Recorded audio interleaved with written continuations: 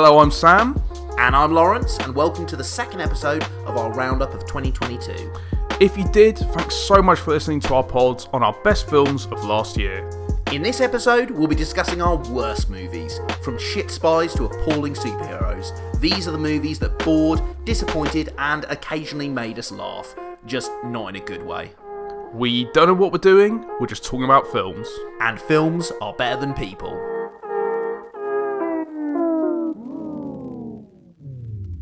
So, here we are, ready again for round two. The fun one, the one everyone loves. It's where we get to slag off a bunch of films for 30 or 40 minutes and tell you how cinema is dying and it was so much better in the 90s, etc, etc.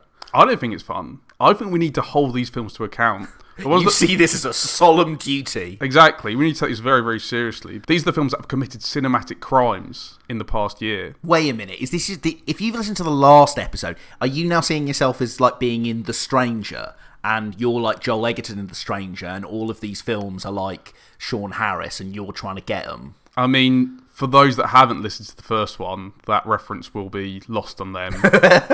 So let's just leave that there. But yeah, we have fun, don't we? Yeah, we are going to talk about our worst films of the year. Have you got three? I've got three. You've got three. I've got just got two. Yeah, that's fair enough. I'm not going to do what other people on film podcasts do, which is to just make up a film that was okay, or that's something that they didn't particularly like, and just put it on there because they want to give it a little bitch or moan. No, I think the two films that I've seen that I'm going to talk about are legitimately bad, and in a way, I've got quite lucky. I've only seen two really bad films this year, so I'm quite relieved. This is very pure of you. You're taking this as a serious, solemn duty to slag off these films. Yeah, I've got to hold them accountable. Need to lay down the law. So, all rise for this court of justice. And I'm going to go first, actually, since I have less than you.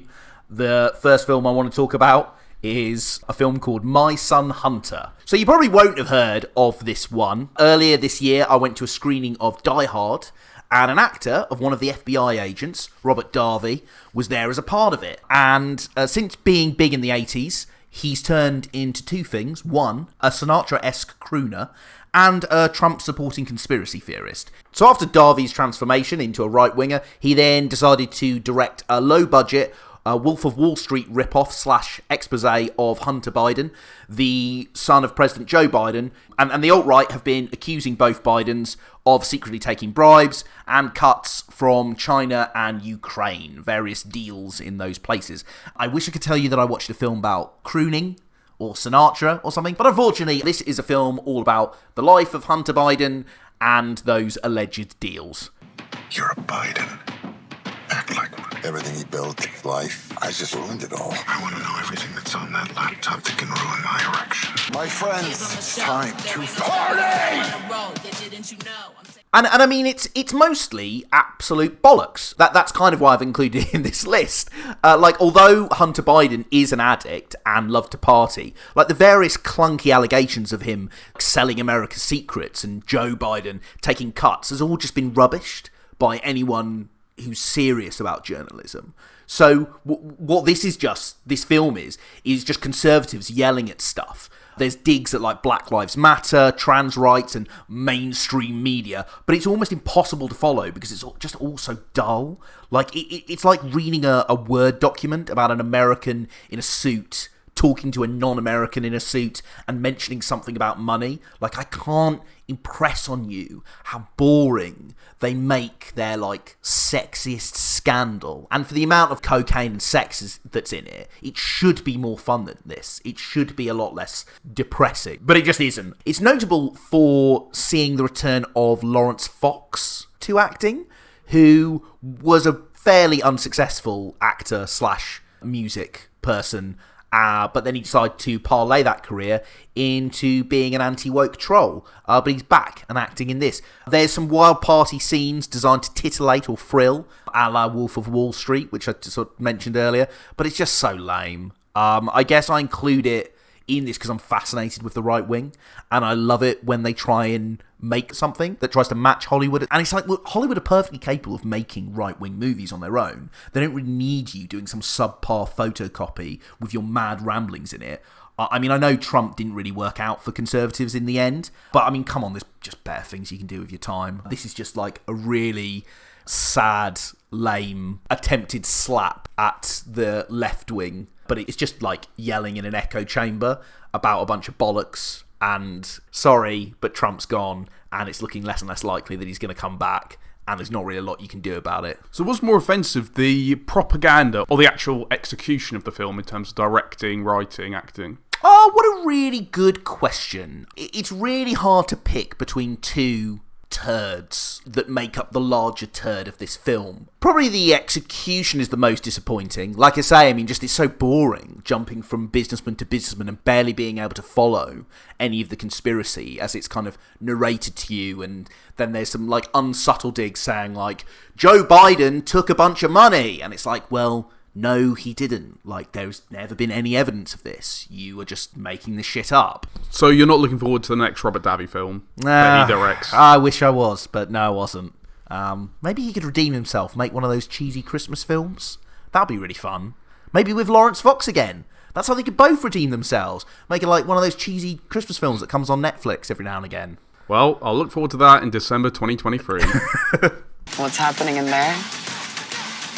Joe's in on it. Party's over! So, what's your first terrible film you want to bring to the docket? Yeah, so number 2 in my list of... It's not really a list, is it? It's 2 films. Anyway. Yeah, your list puritanism, it's not going to make the cut. The second worst film I've seen is The Contractor. Yeah. With Chris Pine and Ben Foster, and a sort of supporting role with Kiefer Sutherland. So Chris Pine plays James Harper.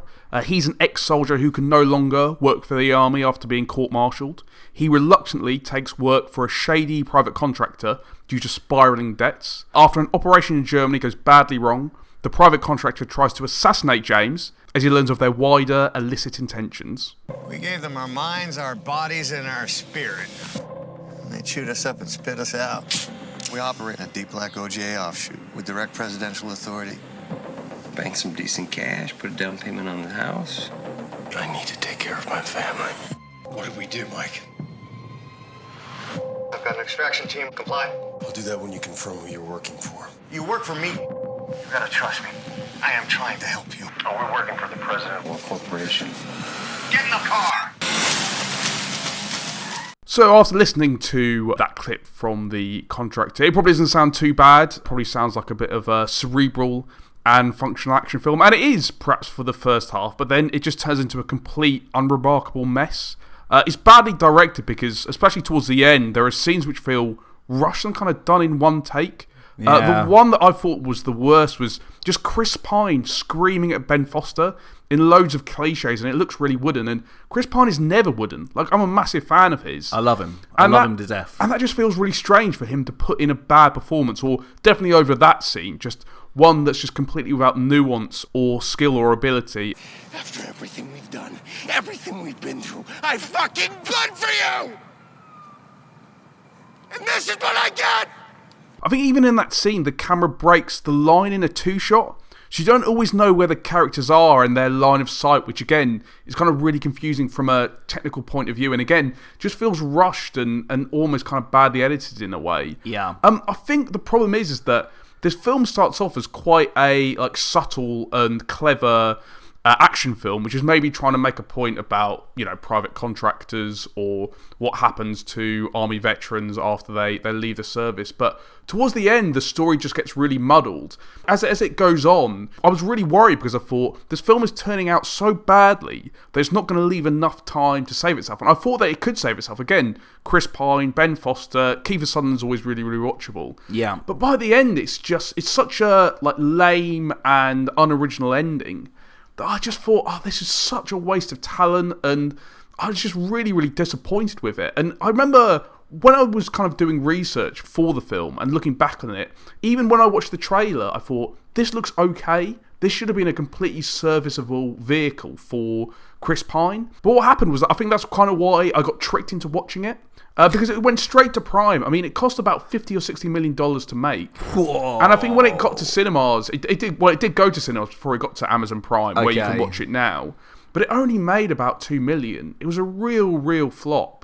And I just think that, when the studio that made it, they must have known that there are all sorts of problems and faults with it. I think the action is really bad. Yeah. There's no one good sequence. Perhaps at the beginning, actually, where they do this operation in Germany, where they have to go into a scientific lab. Oh, yeah. Again, okay, maybe that... But this is like, in that first part of the film, which is okay and isn't too amateurish. But by the end, by that final third is all over the place. And yeah, I was really disappointed, not only in terms of a technical view, but in terms of performances, because, as I said, I'm a big fan of Chris Pine. Ben Foster is, okay, maybe his career's a bit inconsistent. He's put in lots of good performances. You've had your problems with him. Yeah, I've had problems with Ben Foster in the past. But on the whole, he's come out good. He hasn't put in a bad performance in a long time, which obviously shows good career development. But yeah, I guess maybe my expectations for this film were too high. Maybe that's why I hate it so much. Maybe it's not as bad as I think it is. Maybe on a rewatch, I'll think, okay, that wasn't the second worst film I saw that year. But yeah, I was so frustrated with it. Nope, it's shite. It's absolute shite. Like, I hate it. I do really love action cinema, and I think this is definitely trying to channel like a kind of Tom Clancy-esque, more realistic tale of special forces units and spies and the kind of the backstabbing that goes on in geopolitics, and the more like clinical side of action.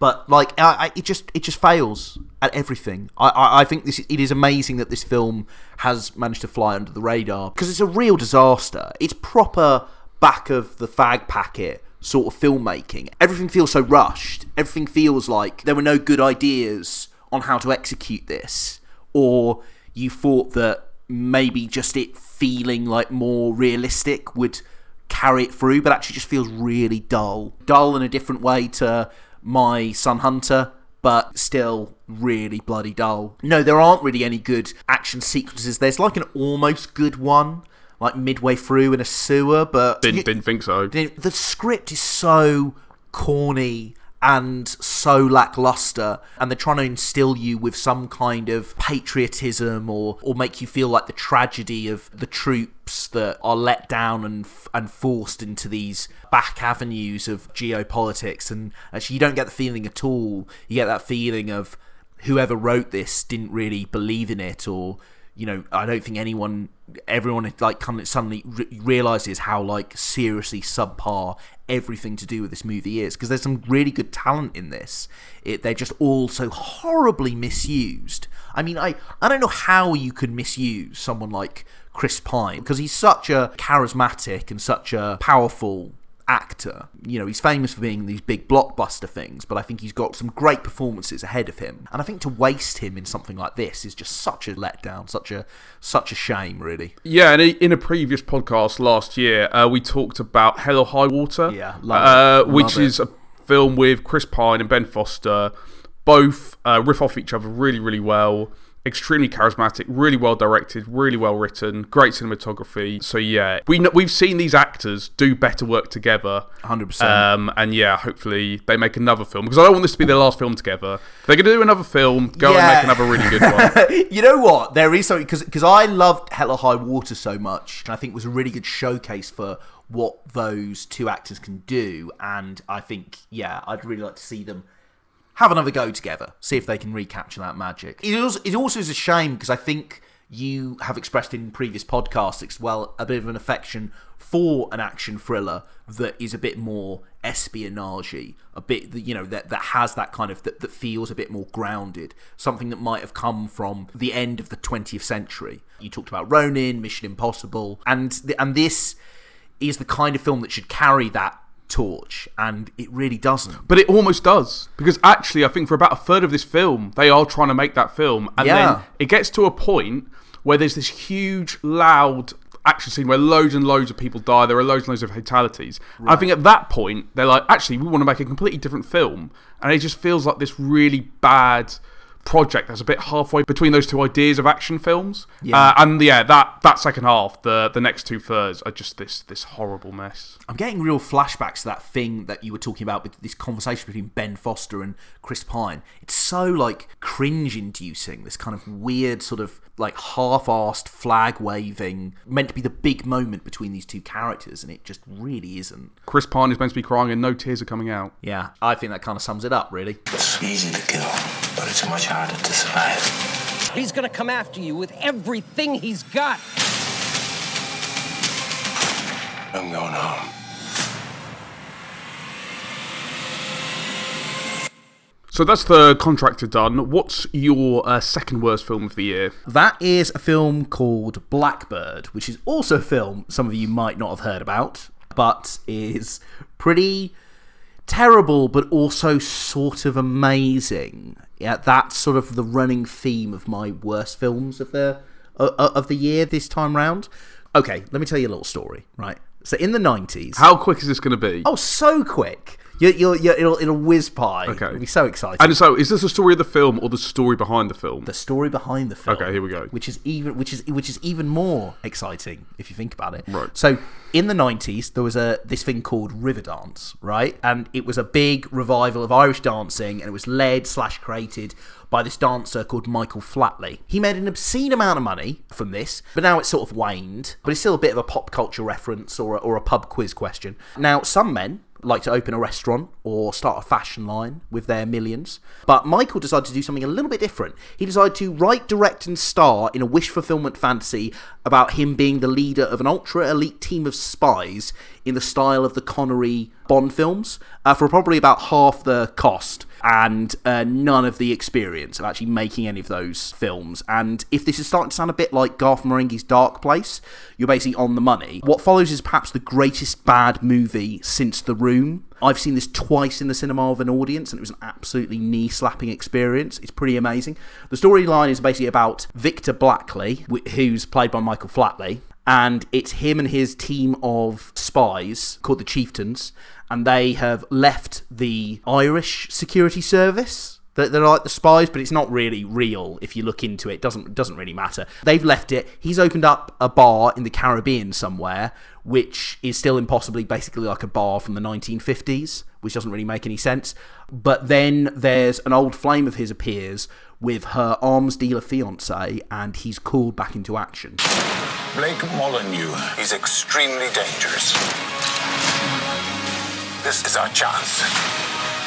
We must get Victor involved. No one can do what he does. Not the man I used to be. The Blackbird is dead. When are we gonna get past this? I'll never get past this! I mean, it's abysmal, but kind of brilliantly abysmal. Like, it has it all. Like, it's an endless array of plot holes, like wooden acting, women half Flatley's age just throwing themselves at him, and just hats. So many hats. He changes into like a different hat in every scene, and like possibly the best part of the scene is he's wearing one hat. He walks out of the club that he owns, and he hands his current hat to a servant, who then hands him a completely different hat that he puts on, and then he continues, and that's like his driving hat. I don't know, like, but he has loads of different hats in this film. There are points in the film when it's obvious just no one on set knew how to do something, so they just like skipped an action scene or something. Like, no thought is given to if something makes sense. Like, most of the story and script feel like it was written about like 30 minutes before they actually had to film it. It's just It probably was. It probably was. The whole film is just an excuse for Flatley to dress up in various costumes and pretend like it's still the middle of the 20th century. And hats. Yeah, so this nightclub still has like live singers doing old swing numbers, and it has like a dress code, and old mafia bosses kind of go there, they establish. And Oh, so it's like Casablanca. it is. It's basically Casablanca mixed with a Sean Connery Bond film, but also it's a Michael Flatley fantasy. He is in his 60s, I believe, but there's a guy half his age, twice his size, in muscles, that Flatley describes as a big unit. and he can just like knock him out. Or actually, I think he even kills him in like 3 punches or something, which is just amazing. He is Lord of the Dance. He is Lord of the Dance, but he doesn't actually ever use any of his feet skills. It's all his hands and stuff. Though there are a couple of references to that in the film if you watch it. It'd be wrong not to. It really would be. He'd be missing a trick. It's so bad, but my God, it's good. I really wanted to talk about it in this podcast because it is easily one of the worst films I've seen this year. Which also is funny because I think Michael Flatley was quoted by an Irish reviewer as basically saying, I don't really watch that many films. And it's like, you can fucking tell, Michael, from this film that you've sort of half made. I think he also made this like a few years ago, and it's only just getting a release now. For a time, you could only see it at the Prince Charles Cinema. That's where I've seen it twice.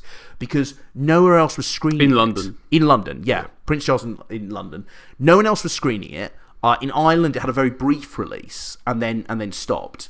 So it was only Prince Charles doing these like ironic screenings of it, where everyone would get together and get pissed and like just laugh at it. But just before Christmas, it's been released digitally, so you can now own this at home. This masterpiece of terribleness. How festive. Is it made seriously like The Room? Oh yeah. Oh, it's 100% made seriously. This is not a joke. This is Michael Flatley wanted to make a spy film, and he did, and it was terrible. But yeah, it's made earnestly, you can tell. Right. But like that's what makes it really good. Like in university, I was part of a bad films club, right? And one of the rules was it has to be made seriously. It has to be made as if they were trying to make a good film. And this definitely passes that test. Yeah, it can be hard to tell, I guess, because you never really know the true story until a film becomes or gets cult-like status. Yeah. And then you get more stories from set and you get more exposure of what went on, and then you can find out whether it was made for seriously or whether it was one of these films that was a bit wink wink, nudge nudge, let's try and make it as bad as possible. But yeah, it sounds like this, all the evidence points to the fact that this was taken extremely seriously. It was, I think, with hilarious consequences.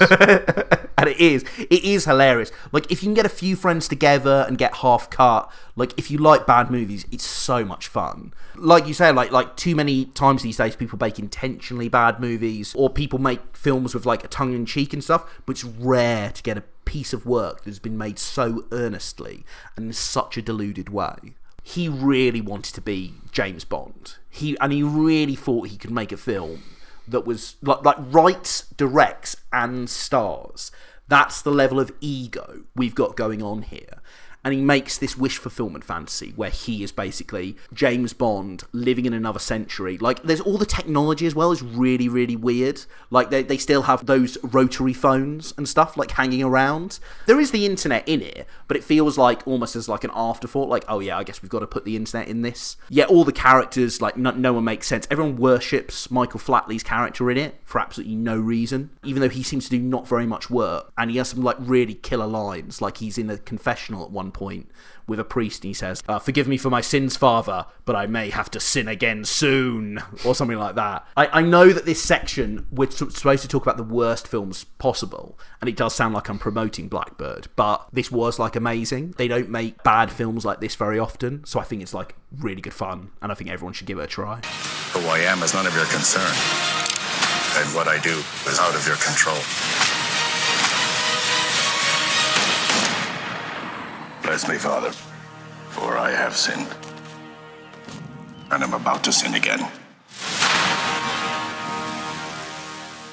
So, the number one worst movie is both of our worst movies. Yeah, that's quite nice symmetry. It is really. Yeah. Almost as if we've planned this beforehand. No, but I don't think we didn't get together and think and we're like, oh well, maybe we should put this as both our number ones. I think we both independently came to this conclusion that this is without doubt the worst film of 2022. I think measuring everything up, like, I think this has to be the worst. I don't think there's anything that can come quite as close. I think there are pieces of this in all the films we've talked about tonight. You know, elements of that, but that'll make sense. So do you want to tell them, or shall I? Yeah, so number one is Morbius. AKA it's Morbin time. Yeah, which maybe we'll get into a bit later because that will mean nothing to people if they haven't heard of it. But yeah, so the story is that Dr. Michael Morbius, even just saying that name just makes me... You can't resist. Dr. Michael Morbius is a renowned scientist that has spent his life trying to cure himself of a debilitating blood disease. After an experiment goes wrong, he becomes vampiric, gaining super strength and unnatural abilities.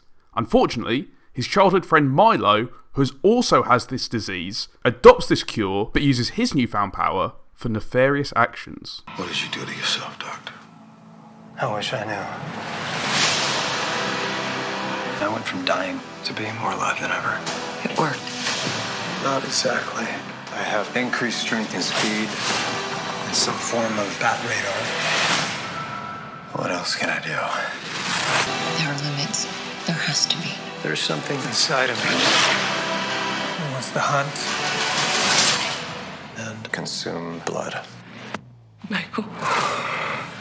When you're straying, So where should we start on Morbius? Well, because it is a complete omnishambles, a disaster class. It's a superhero film. I think it's important to know. Yep. And it is the absolute nadir of the superhero film. Like, so bland and horrible throughout. I mean, we actually have talked about this film before because we did an episode probably about 18 months ago about the films we hoped would just stay in the vault during the pandemic, and Morbius was one of the ones we picked because, like, the trailer gets released, you think it's a joke. There's no way they're going to make like a film about some D-list Spider-Man villain that looks this bland and this bad, but they did. And then they just delayed it and delayed it and delayed it until the last possible moment that they could release it. And then they did, and it was an absolute piece of shit. But it's so bad, it's got like a kind of online cult following as well, which is another element to it. But yeah, the film itself, absolutely dreadful. There's no imagination, no charisma. There's nothing interesting about this at all. It's essentially like watching the worst highlight reel of those old 2000s Spider-Man films. It is like definitely inspired by Venom and the success of Venom, and those films are dreadful. But imagine like a worse version of Venom. Like, that's what this is. And I think when you say like those Spider-Man films, which obviously were financially and critically quite successful, but it does feel like a film that was made about 25 years ago. Yes, it does. And that is kind of really important because that explains a lot of the cliches. Yeah. That explains a lot of the scenes that you feel like you've seen before in other superhero films. Yeah. They're basically retreading old work. The CGI is bad. CGI could be from the noughties. Yeah, because you have to make him kind of go vampiric. And like the look of Morbius, the character is like a proper Nosferatu-looking vampire. Then they have to like modify everyone's faces to, when they turn into a vampire, to look like that. It looks bad. Like, we're not at the stage yet where we can make that look good. It just looks really, really silly. Yeah, it just feels like they were shooting the film and they said, okay, when the vampires pull that face, we'll sort that out in post-production. We're not quite sure what it's going to look like, or we have sort of some idea, the visual effects team is going to work at it, not quite sure, and then it just turns out looking really, really tacky. Yeah. There's nothing really exciting that ever happens in the film. They kind of set up all the dominoes, and you can see them setting up the dominoes, if that makes sense. And then they just sort of gently tap them over, sort of 5 of them. And you go, oh yeah, that's expected. Someone ends up dead, and Morbius goes, oh no, have I killed them? And you don't actually see it on screen, so you go, oh no, I think someone else has killed them.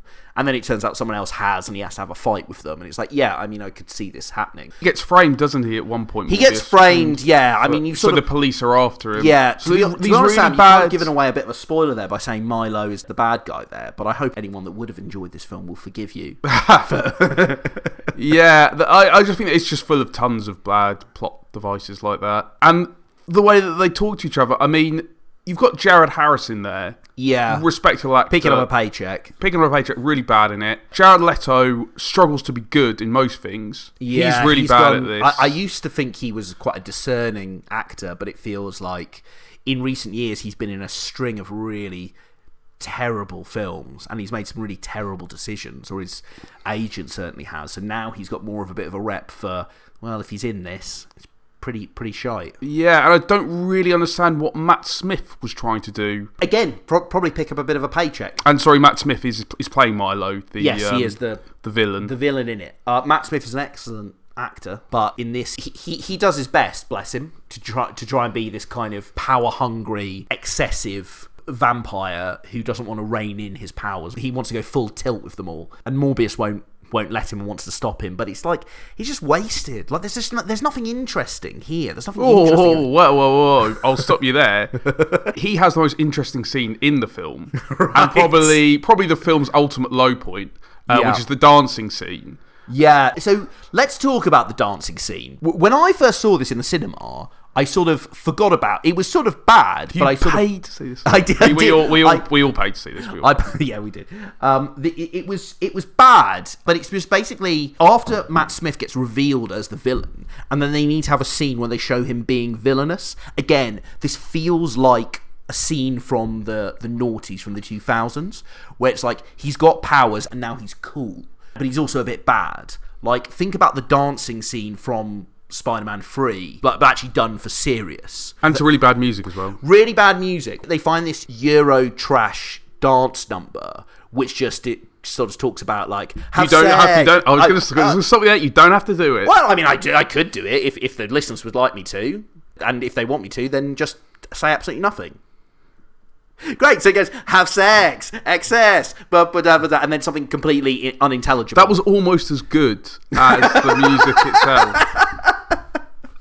Have sex, excess, put my hands a yes, put my best a best, put my 10 a 10, or put my spend a spend, have sex. And then he does this dance moves where he's putting on his suit at the same time, and he does this kind of dance move where he sort of uses both hands to beckon the reflection of himself and stuff, and I don't know what he was really doing, but it's not great. It kind of, I don't know, what does that scene like? Why does that scene stick in your head so much? I think because it just seems such an obviously bad idea. And when they were filming it, when they were sort of creating it, and even when they were probably editing it in post-production, it is so obviously bad. Yeah. And there were probably ways not to include it in the film. But it says so much about the lack of care, the lack of attention, and lack of flair as well, that they just include it in the film. It's really embarrassing for everyone involved. Yeah, it's pretty bad. And before we move away from the talent, I think the biggest disappointment for me is the director, Daniel Espinosa. Yeah. And he started off in Sweden. He made a film called Snabbercash, which was Joel Kinnaman, which is a bit of a sort of a gangster action film. Quite expensive for Sweden, I think, in terms of how much it was made, but really watchable, really good. He made one of my favourite action films of all time, Safe House, which I've talked about on the podcast before. It's a film that you go to bat for a lot. Like, it's a film that you really feel... I know it's a film that you feel is really quite underrated. So I can see why this director, you'd kind of notice him again. Yeah, and I mean, since Safe House, he's made a couple of quite bad films. He's really on a bad career trajectory at the moment. But this is... I mean, I can't believe the same guy that made Safe House made this. No, it's pretty shoddy stuff. I mean, I think there's something about like watching a superhero film like this as well, where it's just like so pale and obvious that nobody cares. I mean, you get that sense from a lot of Marvel films these days, that the illusion is slightly gone. But at least that toy works. Yeah. You know what I mean? When you go watch a Marvel film, it's utterly joyless, but the parts work in it, and it looks like people are having fun making this film, even though... These days, I don't think a lot of them are, but yeah, I mean, I get, yeah, for the sake of the argument, yeah, there's at least something there.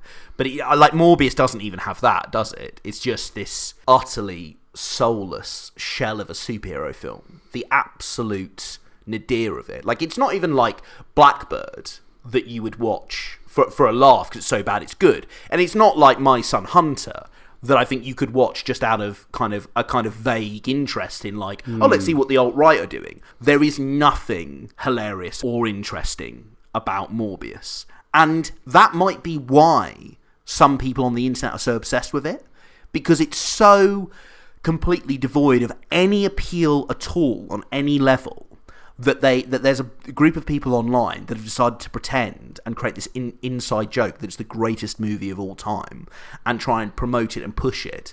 And they did this so much that when it first came out and it bombed because no one wanted to see it because it was a piece of shit, that a bunch of people like responded to it, including Jared Leto, and then they re-released the film.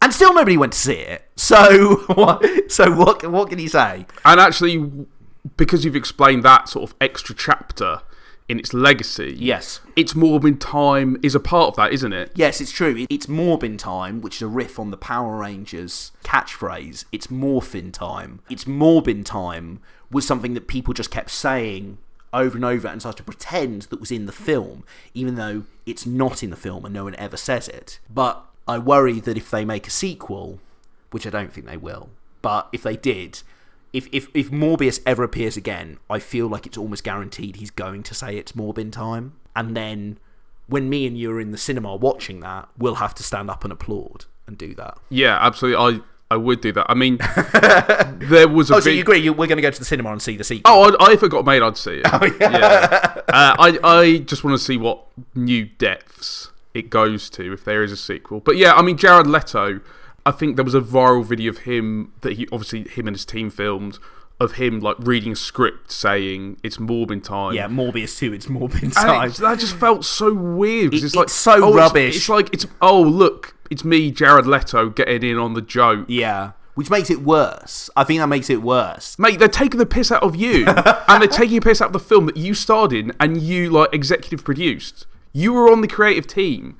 You weren't like a complete passenger in this. You could have done something to stop it being how bad it became. I mean, I don't know whether to pat him on the back and say, you've got a sense of humour about yourself, like, well done. But there is something instinctively that makes it feel like, no, you're making it worse by doing this. Like, there's something about, like, no, you don't understand. Like, this is a real piece of shit. Everyone hates it. So, I don't know. Who cares? He got paid probably some ridiculous 6-figure salary and, like, a percentage. I mean, I don't think he's really worrying about it too much. But, yeah, Morbius.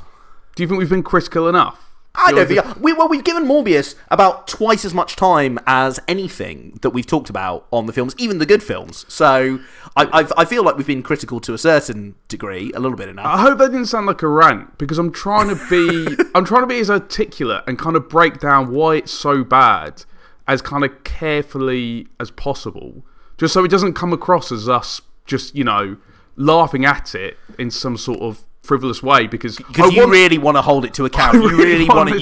You don't want to. So, but this is the problem with Morbius, is that it's taken on this weird other life where it's like it's mostly going to be notable as this kind of online joke, aka a meme, and possibly even the dawn of the meme film, because a lot of people have started to make jokes about other upcoming films like the Barbie film or the other Minions film. There was a bit of an online joke about that as well.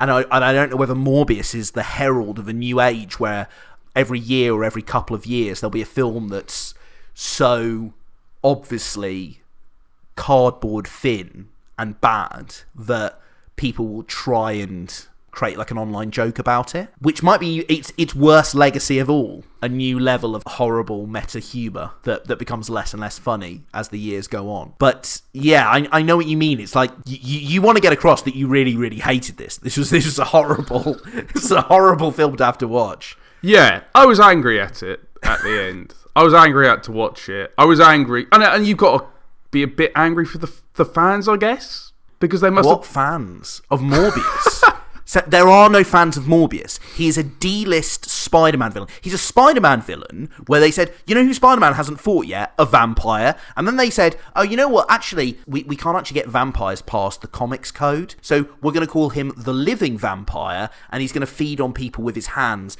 He's a bad character. He's a bad idea for a character. It was a terrible idea. He's on Sony's books. He's owned by Sony.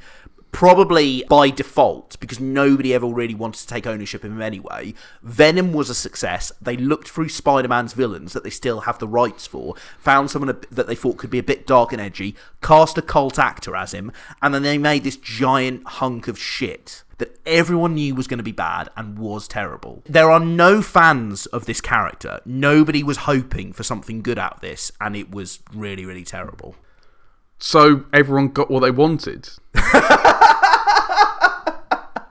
Are you saying that Morbius is the most reliable film of the year? If it's a film no one wanted, then ultimately the creators made the film that we deserved. That's true. So Is Morbius the perfect film? Is that what you're saying? Possibly, yeah. This is an existential crisis. This is how he became a meme. Yeah. This is... I don't know... Do we want to keep going down this rabbit hole? Yeah, I think we've overly criticised it now, because now we're calling it sort of perfect in its own creation.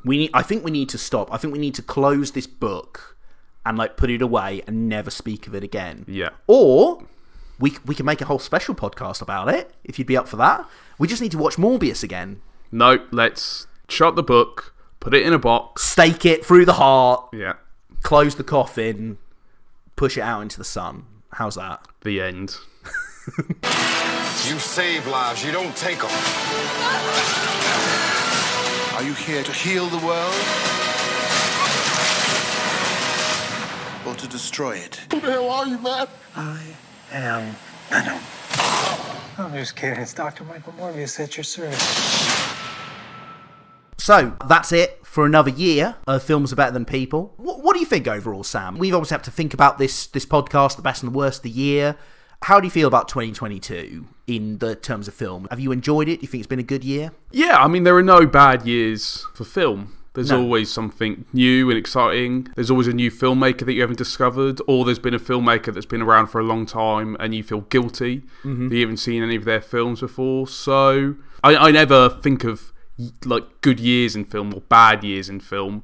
I know perhaps some people do. This is the third year that we've done an end of year review, and my favourite films of those previous years have been Portrait of a Lady on Fire, Another Round, and obviously this year The Stranger. I've gone back to both Portrait of a Lady on Fire and Another Round, and yeah, I'll do the same with The Stranger.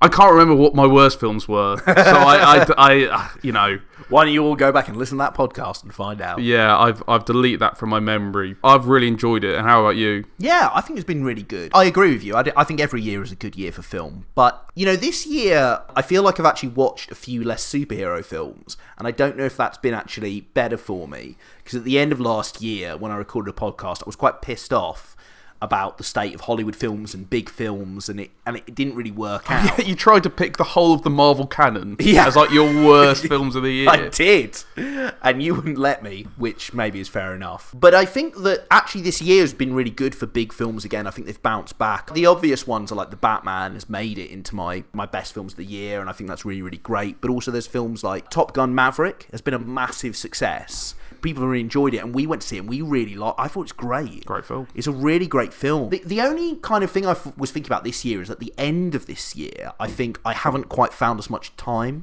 for cinema as I feel like I should have done.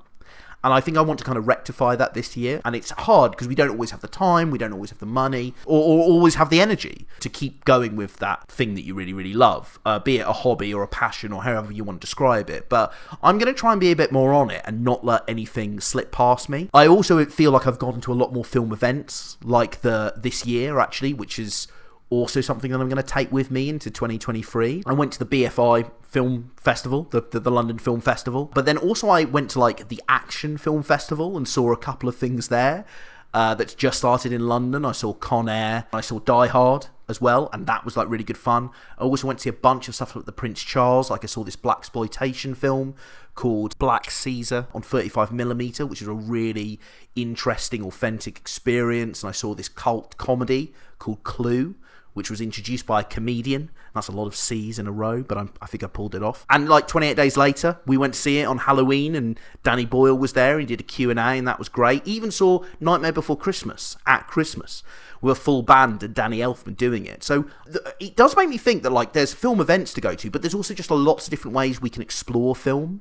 And I want to do more of that. And I think it's really good if anyone out there has the same passion for film, finding ways to keep film in your life and enjoy film in different ways and keep it exciting is like really, really important and really, really rewarding. And like I say, I know not everyone has the time, the energy, the money to do this stuff, but there are still ways to keep cinema alive in your life, and I'm going to keep on trying to do that. I think streaming services are also a power of good, really. They really are. They do make independent films, and they give interesting directors a platform to make films for a bigger budget than they normally would. I mean, The Stranger... And they don't always get the credit for that as well. Yeah, The Stranger, which was my favourite film of the year, was distributed by Netflix. Yeah. And then, would that, if before streaming services, would anyone have noticed that film coming out? Like, I don't think they would have done. I think it would have been a hard sell. And streaming services, for the good and the bad they do, there's a lot of plurality that you get out of them, a lot of diversity that you do get out of them and stuff. Oh, and actually, the two films that I mentioned previously, Portrait of a Lady on Fire and Another Round, are both on streaming services. Oh, are they? I think Portrait of a Lady on Fire is on Netflix, Another Round's on Prime. Is it? Yeah. Is it one of the free Prime films? Yep, I think it is. Wow. Or Another Round might have moved to Netflix. I don't know whether it could be on both platforms. But wow. That's also a good sign. So yeah, I think really special. Make time for cinemas, make time for seeing those interesting, kind of slightly independent films that are now getting played on streaming services. Yeah, that's really cool. But also, I think this year is going to be a really good year for action films. I've got a sense. I think I'm going to bring that back. You remember when we did that before in the podcast? I think like this, interesting films, yes, and plurality, but also a few more explosions and stuff and cool gunfights and things. I think this year could be a really good year for it. There's room for both. There's room for both. There's always room for both. I think it's been a really good year, but I think 2023 might be even better. Let's see. There's some really good stuff coming out this year, and I'm really excited to watch all of it. Well, on that positive note, we don't normally leave it on a positive note. It's usually by a bad joke or, us trying to figure out the best way to end a podcast, but let's do that. Let's end it on films for 2023. Going to be really great. And if it's ever been a time, it's now to be Morbin time. It's Morbin time. That was the joke I was leaving on. Yeah, I got it, yeah. Didn't need to follow it. Thank you so much for listening to Films Are Better Than People. Be sure to subscribe on whatever platform you're listening to us on right now so you never miss an episode. We're on Spotify, iTunes, Google Podcasts and Soundcloud. And don't forget to come follow us on Twitter @FilmsAreBetter and like us on Facebook.com/FilmsAreBetter.